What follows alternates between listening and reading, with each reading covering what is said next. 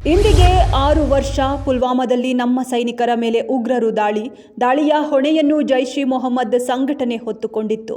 ಘಟನೆಯಲ್ಲಿ 40 ಸಿಆರ್ಪಿಎಫ್ ಯೋಧರು ಹುತಾತ್ಮರಾಗಿದ್ದರು.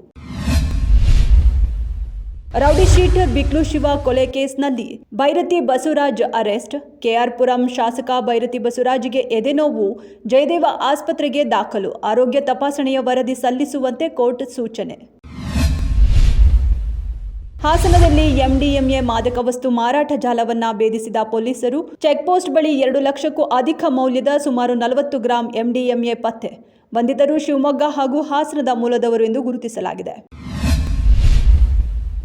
ಸಾಲು ರಜೆ ಮತ್ತು ಮಹಾಶಿವರಾತ್ರಿ ಹಬ್ಬದ ಸಂಭ್ರಮ. ಬೆಂಗಳೂರಿನಿಂದ ತಮ್ಮ ಸ್ವಗ್ರಾಮಗಳಿಗೆ ತೆರಳುವ ಪ್ರಯಾಣಿಕರು. ಸಾರಿಗೆ ನಿಗಮಗಳು ಬರೋಬ್ಬರಿ 2155 ಹೆಚ್ಚುವರಿ ಬಸ್ಗಳನ್ನು ರಸ್ತೆಗಿಳಿಸಿವೆ.